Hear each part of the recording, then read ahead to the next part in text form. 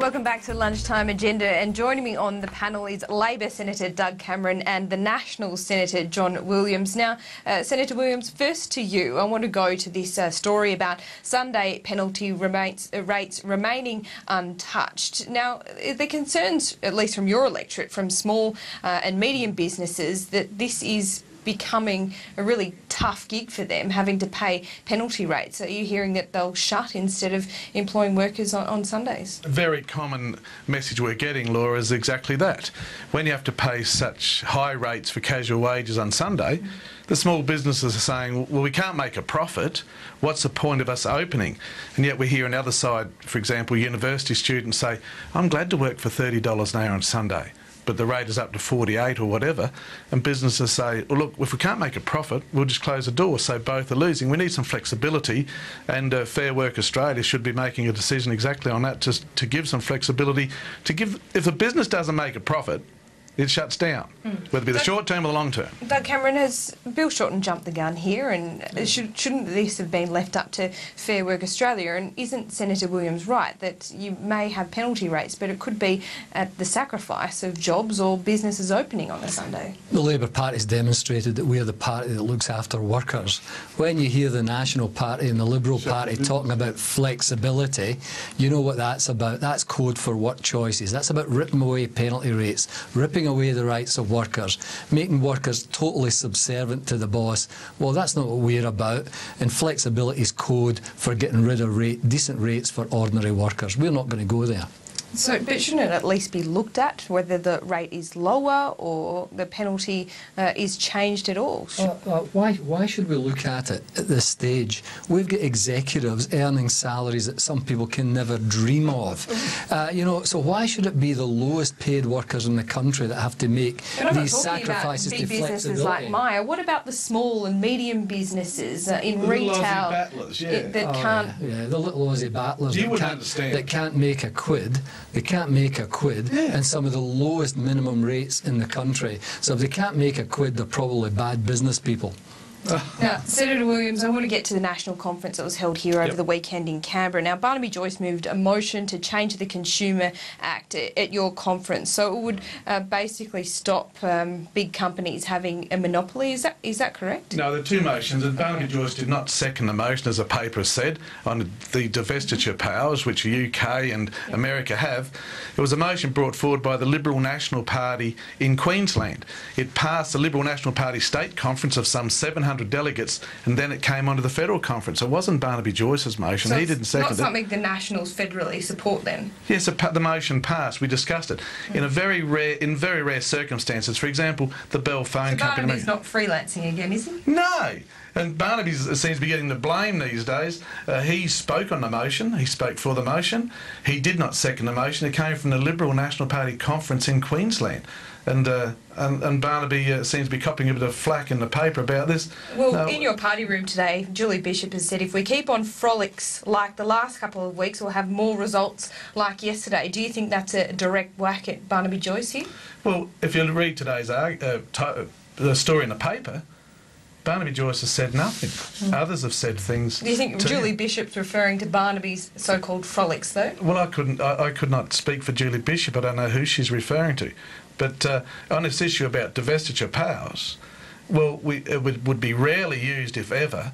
But when take Telstra and the trouble that the government had, supported by the opposition, about the structural breakup of Telstra. If they had that power, they could have done it. It's in a case of monopolies, a very rarely used item in America and the UK. We're just saying at our conference it should be there for flexibility if it is to be used, and would probably very rarely ever be used. Doug Cameron, is this something that worries you? It doesn't worry me one bit here. I mean, I just see this huge division between the Nationals and the Liberals, and look at the press reports today. Liberal MPs saying the Nationals are crazy. They say, John Cobb, a National, described Mr Joyce as mad during the debate. The Liberals are saying the drop in the polls is because of Barnaby Joyce and the Nationals. He's an economic illiterate. He's a rogue senator representing rural protectionism. There was division over Cubby Station, though. Is this just another example? Can I just say, I don't know why it took the Liberals so long to get onto the economic incompetence of the National Party. Yeah, we've run business all our life. We've come from small business. business, and that's why Senator Cameron has no idea about the flexibility of businesses on penalty rates. So they shut their doors, people don't work, they lose their jobs, and you call that sticking up for the working man and woman? That's crazy. You stick up for minority groups, you know that. Just before the polls yesterday, we did see Julia Gillard come back to work after she did have that week off after the death of her father. She gave a pretty rousing speech to the state conference in Queensland, really putting them on an election footing, saying that she really wants to fight around the NDIS and education. Now, when it comes to the NDIS, it's yet unfunded. How much support? Billion unfunded. How much support is there in the party for a Medicare-style levy, do you think? Well, again, I think there's a lot of support in the party to say that we should have a look at how we do fund these things. Is that high on the agenda, would you say? Well, it'd be high on my agenda. I can't talk for everyone. I've said on a number of occasions I think we should widen the MRRT, that we should deepen it, make sure that the miners are actually paying a quid and not getting away with paying nothing, that those trusts, those super trusts that are in place for the billionaires, that we should have a look at that. But what about this levy? Well, the levy's an option. It's an option that should be looked at and debated, because I think it's important that we look after those that can't look after themselves. That's what the Labour Party's about, and I take the view that we should look after people in need rather than just have a focus on a budget surplus. Now, Kevin Rudd has been a little bit more visible today. I'll get to you in a second. And he has been giving a speech in Parliament today, but he was asked about the polls. We might just have a quick look at that. I think it's great that the government is doing well. I think it's great that the government is doing better. And I think it's great that now, for the first time in a long time, we have a real, genuine national focus on two things. One is our vision for the nation's future, and the second is Mr. Abbott's credentials as alternative Prime Minister and whether he's got the policies and the temperament for the job. I don't believe he has, and that's why I've been out in the public debate.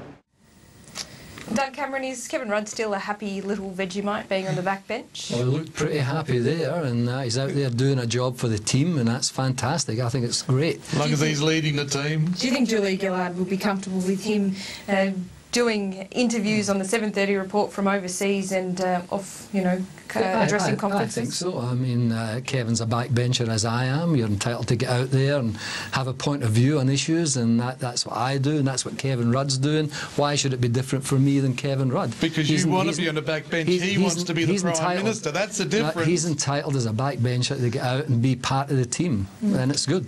Senator Williams, we did see the polls yesterday, and there was some talk about Tony Abbott having a bit of an image problem. Is he safe in his leadership, do you think? Oh, absolutely isn't. I'll tell you what's coming out now of the polls, and Labor's got really smart on this. A few weeks ago, when Prime Minister Gillard was on holidays, the polls went up. Sadly, Miss Gillard had last week off with the passing of her father. The polls go up. So I think you'll see more hiding of Miss Gillard because the polls are going up. Is that your solution to increasing the polls, Doug, is it? I don't know who's doing this interview. It's a horrible thing to be interviewed by a national. Don't stop fletching me. Now, look. I think the issue is quite clear that the Prime Minister is out there with an agenda for the future of the country. Tony Abbott is too aggressive for people, far too aggressive, far too negative, and he's, I think, incompetent. Why would you appoint Barnaby Joyce as your shadow finance spokesperson and then have to sack him a few weeks later because of his incompetence? He's not ready to be a Prime Minister of this country. Your Prime Minister. Isn't a Conservative government in Queensland causing a few problems, though, for your party federally, for the coalition federally, all those cuts being made? We saw the speech at the weekend that the Labor Party is going to make much of those job cuts in the lead up to the election. How do you counter that? 14,000 jobs gone in Queensland. Well, this government, actually, the Labor Party, the Gillard government's budget for 3,000 public servants to go in their budget. But this is what happens when Labor's been in power. The coalition come in and you're bankrupt. Now, Queensland owes $70 billion with a population of just 4.5 million people. That is a disaster. They've been downgraded with their credit rating. Now South Australia has as well.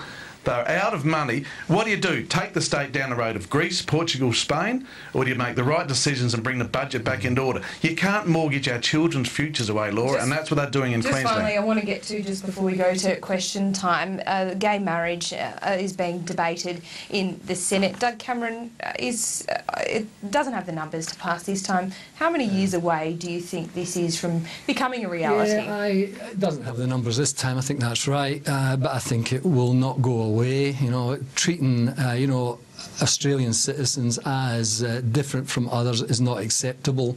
I just think marriage is an issue. It's not a religious issue. I've been married for 41 years yesterday, and thank you. And my marriage is not based on religion. It's based on love. And if people love each other, they should be able to get married.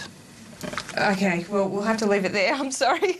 I'm being wrapped up in my ear, but plenty to get to, plenty to talk about on Lunchtime Agenda. Thanks so much for talking to us today. But we will go to question time in the House of Representatives now.